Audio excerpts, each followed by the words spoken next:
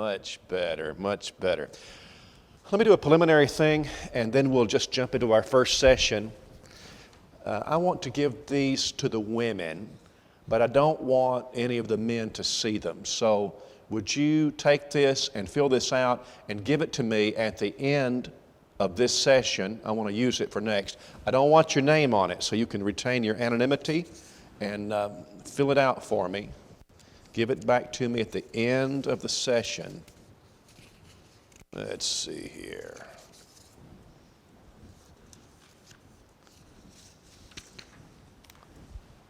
Thank you very much.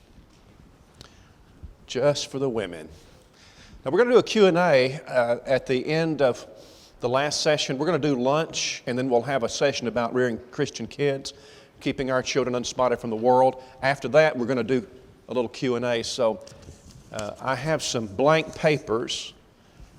I'll tell you what let's do. Let's pass these out too. And thank you, sir. Anytime during, just one per person, anytime during the seminar you think of something you'd like to have discussed, you don't have to put your name on this either. Just write it down and you can put it on the table behind me anytime you like, and we'll just talk about those at the very close of our workshop.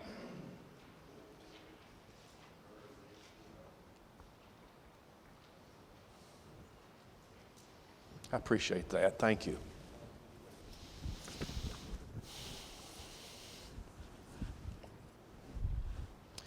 If you have a Bible with you, I want you to open it to Matthew chapter 5, and I'll meet you there in just a couple of minutes.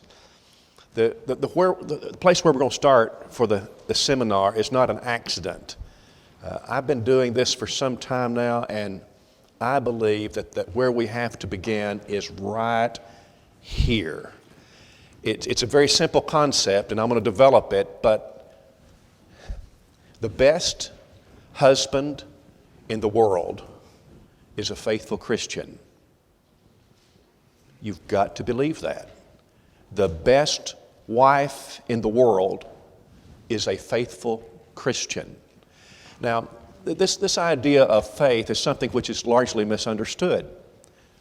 Faith is not saying to God, I will tell you what I want, and I will be patient until you give it to me. Faith is rather saying, and you know Romans 10:17, where faith comes from, faith comes by hearing the Word of God. Faith is saying, in your life, Lord, I know that you know better than me about how to get life right. And even when your will and my will are not commensurate, they're not the same, I'm going to do it your way, because I know you're right. Now, do you believe that? When I put it to that definition, how you doing on your faith in your life right now?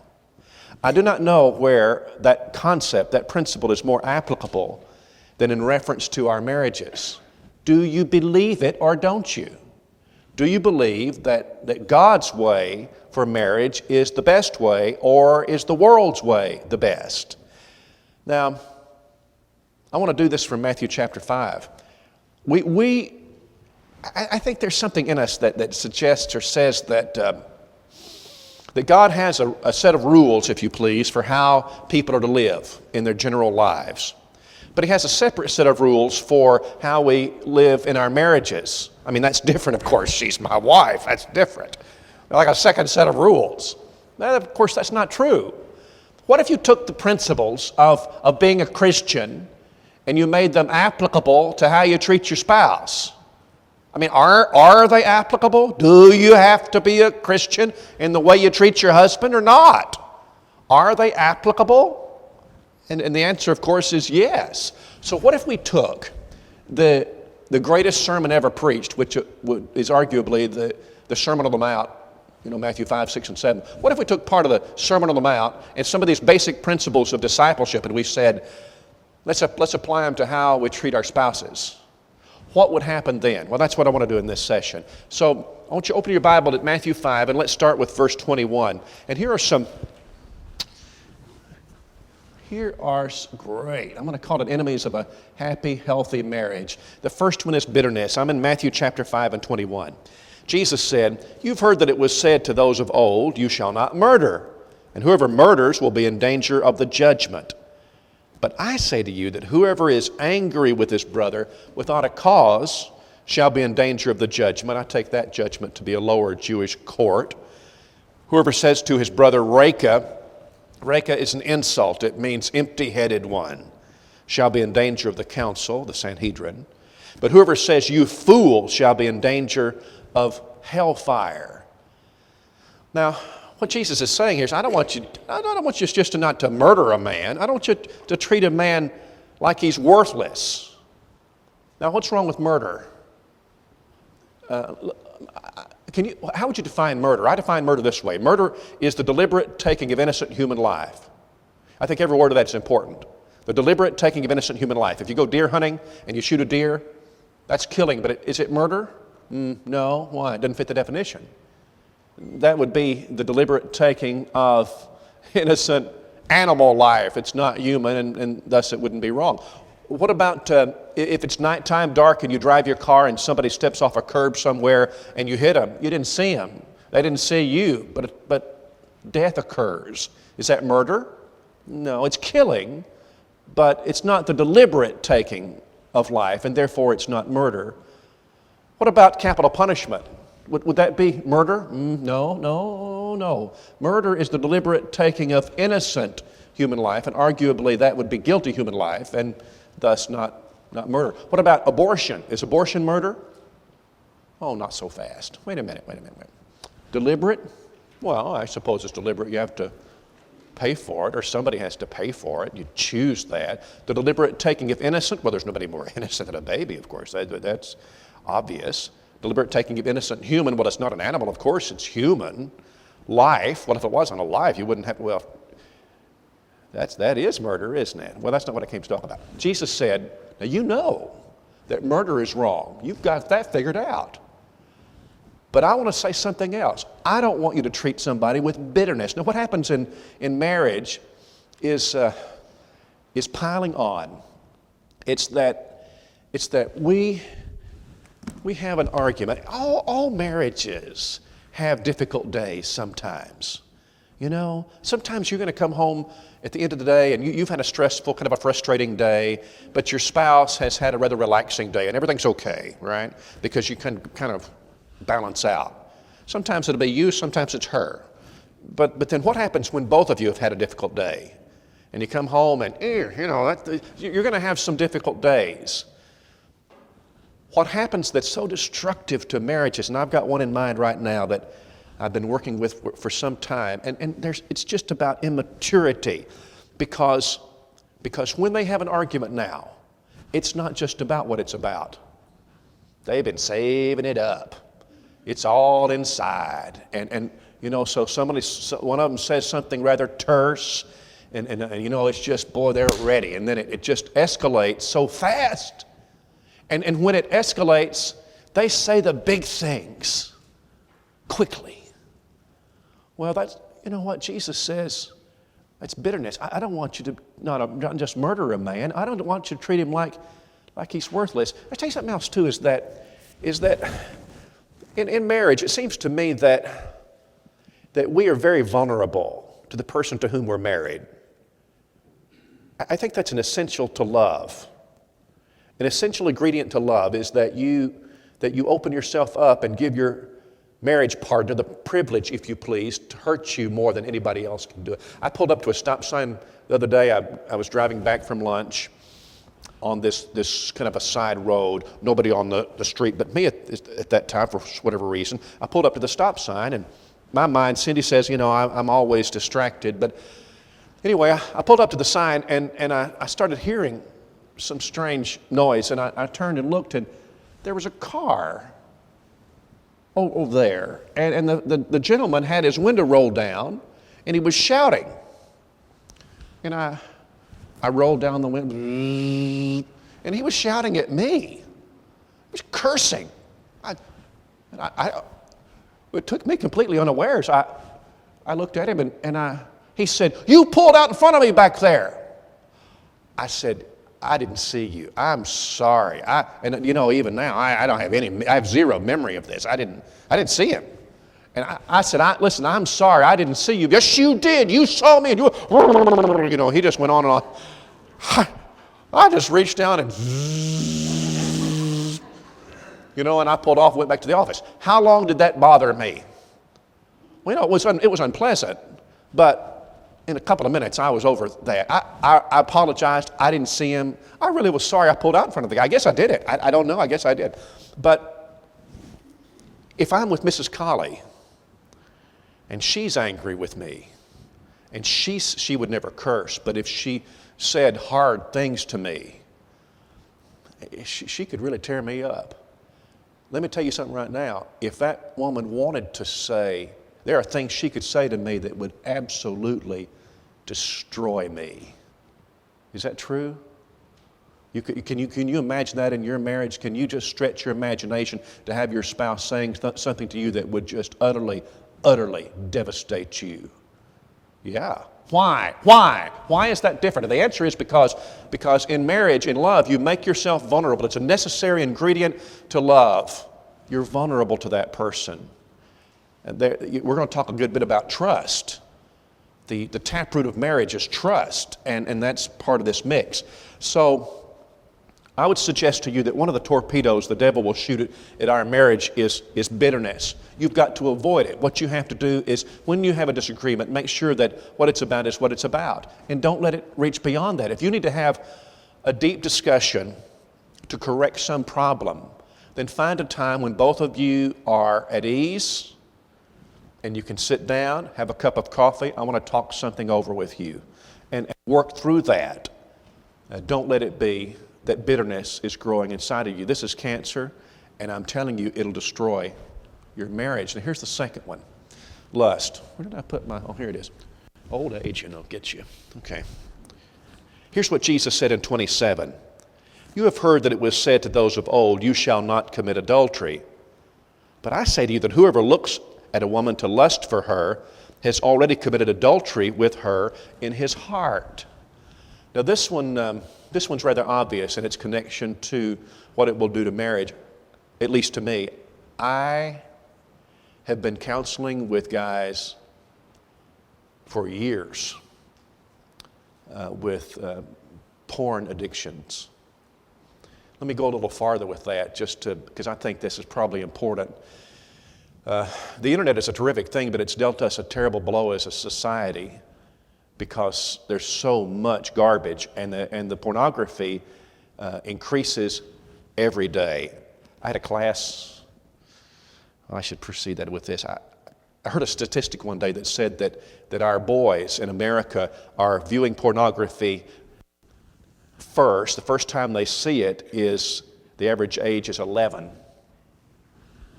So I went to the elders and I said, I want you to give me the boys. Let's separate the girls. Let me have the boys for a quarter for a class, and I'm going to teach about being real men, and part of that's going to be to talk about pornography. And so they let me do it. I invited the parents to come. I told them what I was going to do, and they could come in if they wanted to, and none of them did. But we got to talking about pornography. So I've got a class with kids that are boys that are 10 to 14 years old. And I introduced the subject. And I wasn't trying to play a trick on them, but I ask it this way. 10 to 14, these are good boys. All of them, I just love them. They're from good families. I can't think there may have been an exception or two, but most of them were from Christian homes, strong homes. But I said this, when was the first time that you saw pornography? Age 10 to 14. Every boy had a story. Everyone. Faithful Christians, devout Christian families. Good, humble boys, sweet boys, good boys. Every one of them had a story. And it was like, well, Brother Glenn, I'm in band, and one day I opened up my trumpet case, and the boy beside me opened up his trombone case, and he had these pictures there. Another one said, well, at school, there are rules, and they have blocks on the computers, but the boys know how to get around the blocks. And so they turn on these pictures, and then they ask me to come and turn them off so that they won't get caught. And I saw the stuff. One of them said, I went fishing with my friend. There were other people out there on the bank fishing, and we sat down by a tree to fish, and there was this magazine laying there with these. But the point is that they didn't have to go looking for porn. It came looking for them. Now, when you talk about pornography, you're talking about something, as you know, which is incredibly addictive. It's tied to an innate need inside of a man, the attraction of a man to the female form. God did that. He did that in order to... It kind of makes me laugh. Your husband didn't decide that he would like to look at you, lady. He didn't decide that. God decided that. He doesn't even understand it. You know, how many wives do you think how many women marry, and in the first few weeks of marriage are just amazed at the frequency with which he wants intimacy? Can't believe it. Well, he didn't wake up one day and decide that. It wasn't a decision. It was something that God put inside of him. So this is tied to a need that God created. For what purpose? For what purpose did he do that? And the answer is to draw husbands and wives closer together. The truth is that, especially in his younger years, but he can't be away from her very long before this starts to bother him, physically, mentally, bother him. He's got to be back with her. Now, there are needs inside of women too, and you know about all of that. It's just different inside of a man. A woman doesn't understand this. She can never understand this, but there are things about you we don't understand either. Believe me. The man's never going to understand PMS. He never will. He'll never, ever understand it. That's okay.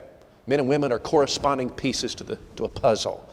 And the point I want to make is that this desire, this attraction to the female form is something that's part of this picture that God made to draw husbands and wives closer together. The truth of the matter is, without this attraction, if you vacuumed a marriage of this attraction, all marriages, I'm telling you, it would devastate. God knew what he was doing. But the problem is that we've got to control this, and God gets real serious in the Scriptures about the intimacy being for one's spouse, and that we limit intimacy to that spouse, that our spouse is our only sexual outlet. And not only that, Jesus says here, I want you to control what you look at too. You look at a woman to lust after her, you've committed adultery with her already in your heart. It is very often that we get the question, Cindy and I get the question about divorce. If a wife discovers that her husband has a pornography addiction, are those grounds for divorce? The answer is no. And the reason is that in Matthew 5:28, whoso looks on a woman to lust after her has committed adultery with her already in his heart. Matthew 19 and verse 9 says, whoever puts away his wife, except it be for fornication, and marries another commits adultery. One uses the word fornication, the other adultery. I know the connection between the two. The difference is that the porn addiction is a sin of the heart. What Jesus said is a grounds for divorce, fornication, is clearly a sin of the body, not just the heart. And so a porn addiction would not be grounds for divorce. Having said that, I do not mean to minimize the seriousness of this sin. I do not mean to minimize it. Let me say it plainly. The use of pornography in any degree is a sin against God. I don't know how you could get anything but that from this verse. Whoever looks at a woman to lust after her has committed adultery with her. Now, in his heart. Now, here's the way that it works. So sometimes a wife forgets to plug in her devices, and the batteries go down. And so one day that's what happens, and she just needs to Google something really quick, the wife does, and her husband's out there mowing the grass, and there's his laptop on the kitchen table, and so she just throws that thing open, and she'll just Google something real quick, but this picture of this naked woman comes up. And what? And she becomes very, very uncomfortable. And then she hits history. And there's a ton of it on there. And she can't breathe. I mean, it just destroys. Her world just comes apart. He's got a dark side that she didn't know about. And he's involved in this. And this is his computer. And this is something that he's doing. And suddenly trust, again, that is the taproot of marriage, is just destroyed. Now, can you get it back? Yes. It's going to take a long time and commitment. And what I suggest is that a man who, and if anybody in this room is using pornography, I don't know it, okay? So I'm a visitor. But here's what I want, if there is, what I want to suggest that you do is to make a vow right now where you're sitting. Now's a great time while you're in this room, because we're thinking about the things of God and about marriage and about getting our heads straight. I want you to make a vow to God right now. Tell Him how sorry you are if you're a Christian. I'm so sorry that I knew it was wrong. Eating the Lord's Supper is excruciating for a Christian man who's using pornography because he feels so guilty. And tell Him how sorry you are and make a vow to Him that you will never do that again. And if you're successful, great.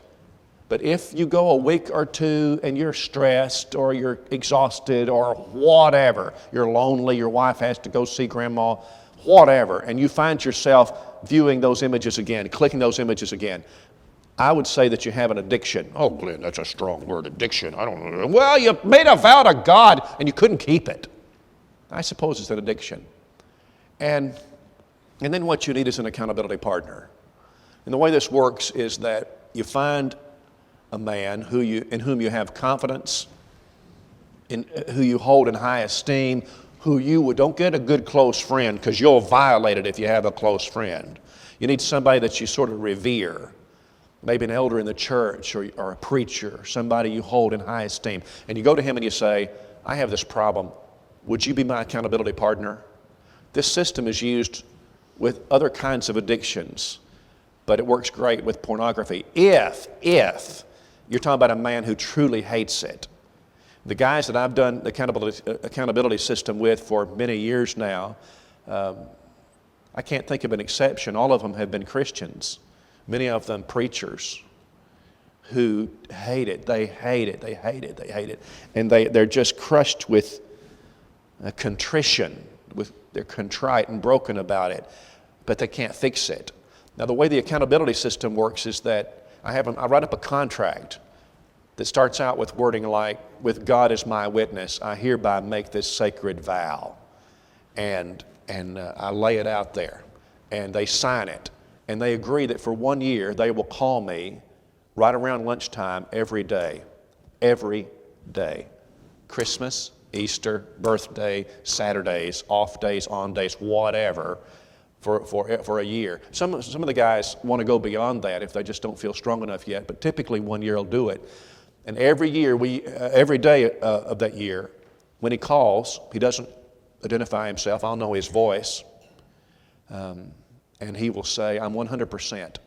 What that means per our agreement is, for the last 24 hours since we talked, I have viewed no pornography. Now, what that does is to build a resistance in the crisis moment when he gets stressed or lonely or frustrated or sometimes very successful. Something happens and he just feels so on top of the world. The devil will hit him with this temptation. And when he's at that computer and alone or in front of that TV, whatever it is, there's that crisis moment of making the decision.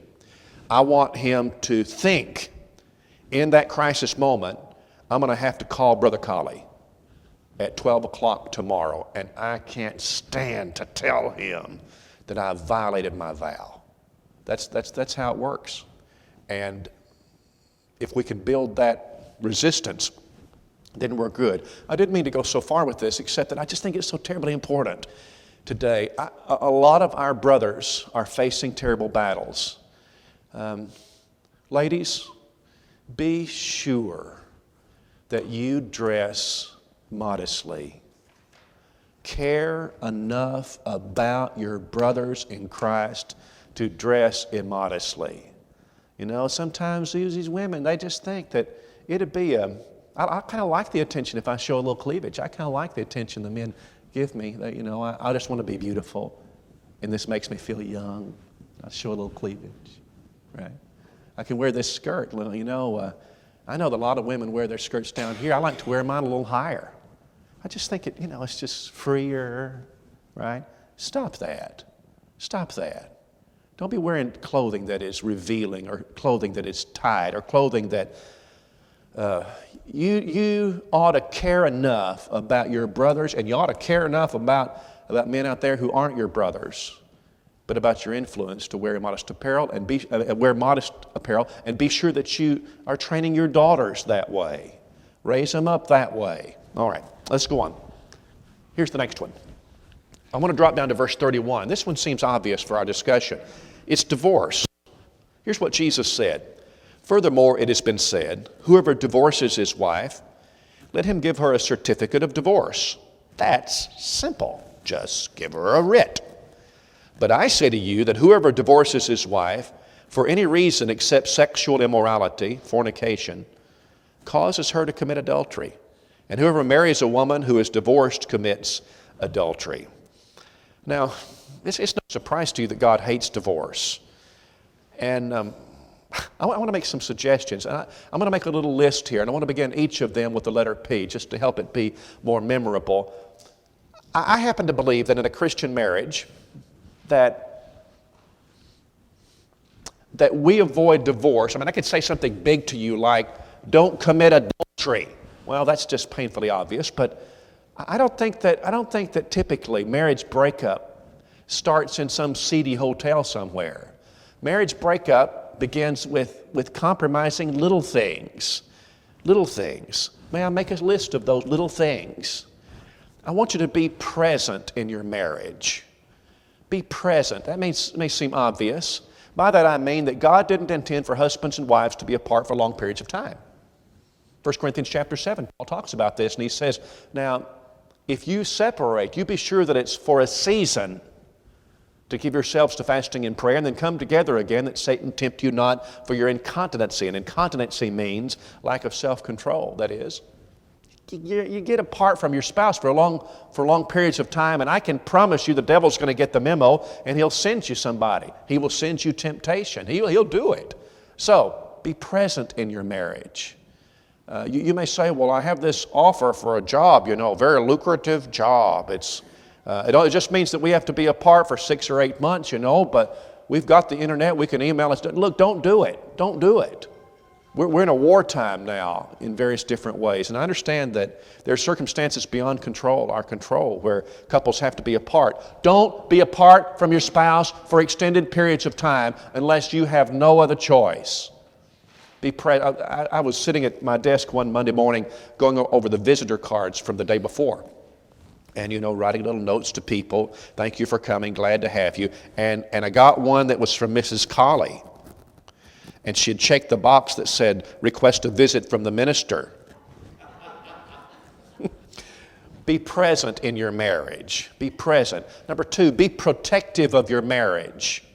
Now, I'm going to make a rule, and I want it to go deep into your heart. All of you, husbands and wives. Those of you, we may have somebody here that's not yet, but about to be a husband or wife. But I want you to take this rule into your heart. It goes like this. Every time you're in the company of a member of the opposite sex and something is said or done that makes you feel uneasy, always say something right then of a positive nature about your spouse. Every time. I was in a hospital one day, big old tall hospital. Went to visit somebody and got in the ground floor there and to ride up to one of the high floors. And this woman got on. It was just the two of us. She got on at the same time as me. Pushed the button. And so I knew the elevator rules. Don't talk, just look at the numbers. And directly she said, you smell nice. She was right, I did. Really, I did, but it just, I'm not saying that she meant anything unseemly by that. But it just made me feel funny. It made me feel, it's kind of personal. I don't know, it made me feel funny. And I said, well, I really appreciate that. My wife gave me that cologne. That's her favorite aftershave. She said, isn't that nice? Yes. We got to the floor, the door opens, have a nice day, a couple of things happen. The first place, if there was anything unseemly about that, Man, I poured cold water all over that. You remember what Joseph said with Potiphar's wife? You know, when she grabbed him and all that, he said, look, your husband has put everything in this house under my control except you. In other words, he sort of psychologically brought Potiphar into the room. That's really what I'm proposing to you.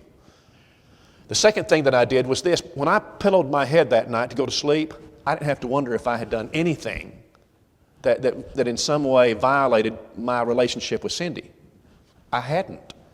And that's what I want about you. I want you to be protective of your marriage.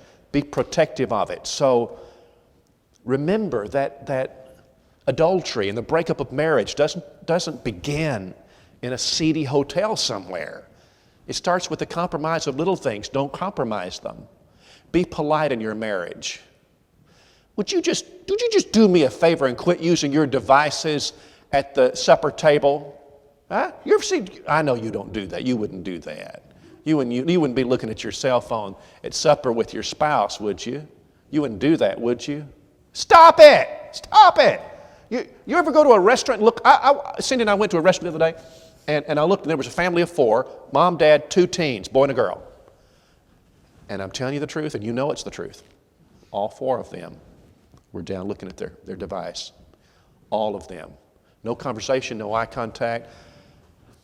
I talked to a couple this week having marriage problems, and we worked through them. We're working on them, and I think they're going to be all right. But I don't know, I just asked them in the course of the discussion, when you're having supper together, they don't have meals together except supper because of schedule. When you have supper together, do y'all do your cell phones? Well, yeah. Both of you? Yeah. Stop it. Stop it. It's impolite. I want you to be polite in your marriage. I want you to, you know what, when y'all got married, when you first married, y'all were polite. You were. I mean, you know, if you belched, you would say, oh, excuse me. If you bumped in the hall, y'all lived in that real little apartment, and remember that hallway? It was so narrow, and you'd bump in the hallway, and he'd say, I'm sorry, excuse me. You'd pat her bottom, and she'd go on, and you were polite. You opened her door when you were younger, and you married. You opened her door. You know why you did that? You say, "Oh, that's silly. That we just did that because no." You communicated something. And I want you to go back to it. I want you to think about your marriage right now, about how polite you're being. So those are little things. Yeah, but they're big. I think it's big too. Good marriage is about, can you hear this old preacher? Good marriage is about working at it every day. I've been married 34 years, almost 35 now, and I can tell you, we have a great marriage. I mean, it is true that if you have a Christian marriage, it gets better as you go. And all of us can look back and say, man, we had some tough days. There were some difficult days. But I can tell you, by the grace of God, you hang in there, and you know, it's getting better and better and better, and we have a great marriage. The little things matter. They matter. So I want you to be polite in your marriage. Would you please? Be considerate and polite. Now you cross in the hallway and you bump each other and you say, All right? All right, I want you to be polite. I want you to be positive in your marriage. And here's an assignment for you, and this may, I don't know, don't discount this. I want you to try it. Would you you spent the money to come to the seminar. I don't know how much it costs to come, but I want you to do this. Find one thing of a positive nature that you can compliment about your spouse each day. Now, don't make it up. No cheap flattery. I want the real stuff. Find something that you genuinely like or appreciate about your spouse. Just one, and say, honey, I think you're really good at this. Or, honey, you do this very well. Or, honey, I think you look really good in that, or whatever it is. Be positive in your marriage. We get, you're having a little tiff, and the phone rings, and you pick up, and you, hello? You're just so polite. All right, let's go to the next one. I'm going to drop down to verse 33. I'm in Matthew 5 and 33. Again, you have heard it was said to those of old, you shall not swear falsely, but shall perform your oaths to the Lord. But I say to you, don't swear at all, neither by heaven, for it's God's throne, nor by the earth, for it's his footstool, nor by Jerusalem, for it's the city of the great king. Nor shall you swear by your head, because you can't make one hair white or black. But let your yes be yes, and your no be no, for whatever is more than these is from the evil one. Now, if you combine this with Matthew 23, what you find out that they were doing is they were making oaths based on different things. And if they made an oath by heaven, they meant to keep it. If they made an oath by the hair of their head, don't buy a used car from that guy, right? Because they might not keep it. And Jesus said, stop that, stop it. If you just be sure that you always tell the truth. Let your yes mean yes and your no means no. Don't lie. Tell the truth. You say, I know that. I'm a Christian. Fine. Does it apply to your marriage? Does it apply to your marriage? Are there circumstances under which you would deceive your spouse? Why do you think we would lie to a spouse? It's the same reason we tried lying when we were kids. Why did you try lying when you were a kid? We all tried it. And the answer is that I did something that I probably shouldn't have done, and if my mom knows it, things are going to be unpleasant around here. So if I tell her something different, life goes on, and she'll be happy, and I'm happy, and lying makes perfectly logical sense. And we tried it. Of course, it always got us into trouble. Mothers have a way, you know. They know. In marriage, it's like that. I've done something that I know that my husband or wife won't appreciate, and I don't want to live in the house with somebody who's going to censure me or criticize me, and so just a little lie here, a little lie there. You know what? You got to stop that. Sometimes I have couples in my office, and they're having real marriage problems, and one big symptom of it is that a long time ago, I had a man who was hiding money from his wife because he felt she might spend it. I don't know if she would or not. I don't know if there was really a binging, spending problem with her. I'm not convinced of that, but what I do know is that she was cleaning in the closet one day and she found this wealth that he had hidden from her. Well, whatever it happens to be, you've got to be honest with your spouse. You must be honest. The only time that it's okay with me if you tell something that isn't true is if she says, honey, does this dress make me look fat? I'm just kidding. I'm kidding you. I'm just kidding. Before I leave this point, you know what? I wouldn't trade. I've been around guys who commit adultery, who have a woman on the side. I wouldn't trade places with any of them. You say, wow, wouldn't that be interesting? No, wait a minute. Can you imagine coming home at the end of the day, and how it is with Cindy and me is that we just have stuff to talk about. And I, let me take a break here and tell you something. Because you really got to get this. The different levels of communication are these. We communicate at different levels. The frivolous level is, and all of us do this, I live kind of in the country, and when we are driving and we meet a car in Alabama, we do this. You know what that means? It's a whole paragraph. And it means, good morning, I acknowledge you as a human being, I wish you well. Just like that, right? I was at the hotel this morning and last night, you pass people in the corridor and you say, evening, morning, good morning. And it means the same. It means I acknowledge you, I wish you, I hope you have a good day. It's not although that's a frivolous level of communication. Up from that would be the factual level. And the factual level is what you have with your coworkers or the secretary or you say, is it A, B, C, and D? No, it's E, F, and G. Got it, thanks. Okay, that's the factual level. And from there you step up to the fellowship level, which we're going to do at lunch. You sit and you open up a little bit. You tell some stories, Some subject, I had this happen to me. Hey, I had something similar happen to me. And you sort of change and you exchange ideas, and that's a very wonderful thing. And the Lord loves when Christians get together and we fellowship. And we do it very well over fried okra and ripe tomatoes. Up from there is the friendship level. And you have a friend, listen to me, how many really, really close friends do you suppose a person has in his or her lifetime? You have friends, but I'm not talking about that. I'm talking about close friends. Few. And at this level, you open up a lot. But there are still some things that you wouldn't say to that person. Then you get to the top one, and I said all of that to say this.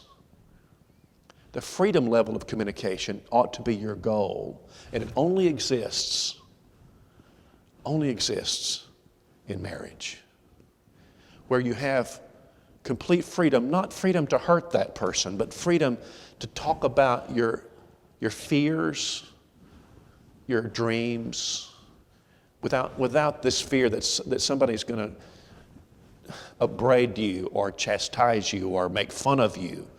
That you can come and you can sit down with your spouse, and that's where I started with this, is that I get to the end of my day and I go home and Mrs. Colley is there, and I just talk about the events of my day. You take somebody who's living in some sort of illicit affair. He's got somebody on the side, even if he's not having sex with her, if he's having a heart affair, if you please. And he gets home and he can't have the freedom level of communication because he's got to be very careful about what he says. He might say something that would incline her to ask a question that would be embarrassing. He can't tip his hand, so he's got to be very careful to parse out his words. He's a little bit like a CIA agent. Just got to be very careful about what he says, especially if it's a sexual affair. Who wants to live like that? Not me. I want you to aspire to the freedom level of communication with your spouse. The way that you do that is by protecting that. And you do it if you are sharp and quick to criticize, or if you find yourself making fun of your wife's dreams or ideas. When she says, if you have a quick, sharp tongue and you correct everything, if you're that way about your husband, let me tell you what's going to happen. We put on a mask, and we're just not going to open up like that. I don't want to feel like that. I don't want to get hurt. So, I still love you. We're married. I still love you. But our communication's only going to get up so high. We're at the friendship level, not the freedom level. And I think a lot of marriages are that way. All right, let's go on. Here's the next one. Let's drop down to verse 38. Jesus said, "You've heard that it was said, an eye for an eye and a tooth for a tooth." That's simple. That seems obvious, doesn't it? That's easy. "But I tell you not to resist an evil person. Whoever slaps you on your right cheek, turn the other to him also." Now, it doesn't mean that Christians are doormats, and we could talk longer about that. But I tell you what it does mean is that we don't practice retaliation. If somebody, I rolled my window down and that fellow was letting me have it, I wasn't inclined to cuss back at him. So we don't do that. We wouldn't do that. We're not people who practice retaliation. Well, I understand that about life in general as a Christian, but how does that apply to my marriage? You get a couple in counseling, and you say, the way that I will do it is to have the husband and wife together first until I get enough information to split them up. And sometimes it's one sentence. Yesterday I had a couple in, and I think he said about one sentence, and I said, "Very good. Could you just go out there and I'll call you in a couple of minutes," because I had enough. I needed to know, and so that was enough. and I want to separate them. But sometimes you'll say to her, he's sitting there, "What's the problem?" And she says, "He hit me." "Did he? Did you hit her?" And you know what sometimes will come out of that man's mouth is, "Yeah, I hit her. but she hit me first. You know what? In his mind, the way this thing works is that, yeah, I hit her because I had a license. She popped me first. I had a license to hit her. She asked for it. Right? That's what he's thinking. If this principle of Christianity, and that's what we're talking about, are all these different principles of being a Christian. Is it applicable to my marriage? Yes, but if you're a coward, you're in the wrong place today for this seminar, because this one's hard. I mean, this one's rough. It is the easiest thing in the world is to retaliate. If somebody slaps you on the right cheek, the easiest thing is to, and that's what you want to do. Let him have it. And in marriage, so, you get home and she's there, get home at the end of the day and she's there, and she says, she has PMS and she says something terse to you. What do? I'll tell you what I'm going to do. I'm going to say something sharp back to her, as sharp as what she said, but I'll just turn up the volume a little bit to tell. First of all, I want to pay her back for what she said, and second, I want to teach her not to do that anymore because I don't appreciate that, right? Oh, that's really good, because that's what's going to happen is that thing will escalate, and it'll be a couple of days before y'all are okay again. I'm asking this question. Do you know that's it? Can we do what Jesus says here? What would happen if we chose not to retaliate? Because it's really hard to have a real great argument with somebody who just won't participate.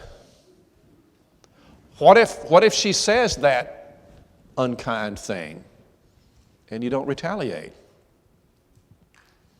How far is that going to go? There's the challenge. I want to challenge you. Ladies, do you suppose that about 95% of what you fuss at your husband about is stuff that you could let go? I hadn't been in your home, I don't know, but I know that Jesus was teaching us against retaliation, and if it's applicable to my life in general, surely it's applicable to my marriage. Mrs. Colley and I like to go to estate auctions. We don't get to go very often, probably not once a year, but once in a while we'll find an estate auction. Tennessee's got the best auctioneers, I think. They're trained and they sing the auction, it's just a skill. I can't do it, but if you go, you might wonder how come somebody who had a bunch of furniture or something to sell wouldn't just have a yard sale, sell it like that. Instead of having an auction, you got to pay a commission and all that. But if you go, you understand it, the concept, because there's just this excitement. And, I say, oh, Cindy, look at that antique chair. You know what? I would love to have that chair behind my desk at the house. Wouldn't that be? I'm going to buy that chair. Cindy, I'm going to buy that chair. I'm going to pay up to $200. I'm buying that chair. That chair's coming home with me today. And so you watch the auction and it starts going on, and then so he brings up the different things and you watch your chair. And my chair just gets a little closer, and it's going to be next, and your heart, I'm telling you, your heart will pump. And he puts up my chair. What am I bid? And I say, $50. Somebody over here says $100. I say $150. And this very inconsiderate woman right over there says $200. She bid $200 on my chair. And so this thing rocks on in a few minutes. I buy the chair for $282. I know what you're thinking. You're thinking, didn't you just say that you were going to bid up to $200, and why did you pay that money? Why did you do that? And the answer is, you just get caught up in the auction. You get caught up and you bid too high. That's why you have an auction. You can pay the commission if you have stuff to sell. Under many circumstances, you can pay the commission and still come out with more money. That's why you have an auction. You get home to your spouse, and he says something to her that's just ugly. It was just ugly. And she says something back, ugly. That's not just as ugly, it's a little uglier, because she wants to teach him a lesson, and so she wants to pay him back. And he says something back to her, and she says something back to him, and it goes back and forth, and it just continues to escalate. And finally, he says something to her that is just perfectly awful. It is just awful. And the room gets quiet, and she says, "You've been thinking that all along." The truth is, he hasn't. He just got caught up in the auction and bid too high. He just got caught up in it. And you know in your heart, if you've been married any amount of time, that this can happen. You get going, you get wrapped up in it, and you say things you shouldn't say, and later you regret. What's the answer? It's about Christianity. And Jesus said, don't practice retaliation. Let's do one more and then we'll take a break. Drop down to 43. Jesus said this, you have heard that it was said, you shall love your neighbor and hate your enemy. But I say to you, love your enemies. Bless them that curse you. Do good to them that hate you. And pray for them which despitefully use you and persecute you. This is remarkable.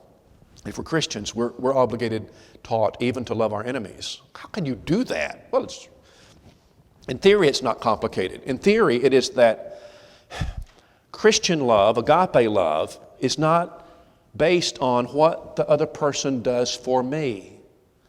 It's based on what I am. I'm a Christian. The world is different, you know. I mean, it's easy to love people who love me first. I mean, it's kind of like a puppy. It's easy to love a puppy because a puppy loves you. But a full-grown Rottweiler, and you know what? That's kind of tough. And if you have one, no offense. And so we are inclined to love people who love us first. And Jesus says, I want you to love your enemies. Now, that does not mean that if I see my enemy on the sidewalk, I'm going to walk up and kiss him on the jaw.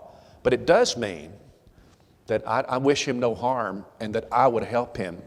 If he was hungry, I would feed him. If he was thirsty, I would give him drink. Romans chapter 12, about verse 20. In so doing, Paul says you'll heap coals of fire on his head, and don't be overcome with evil, but overcome evil. Wait a minute, we need this secret, don't we? How do you overcome evil? Don't we overcome with evil? Overcome evil with good. If it's true then that I could even love my enemy with this unconditional love, how does that apply to my marriage?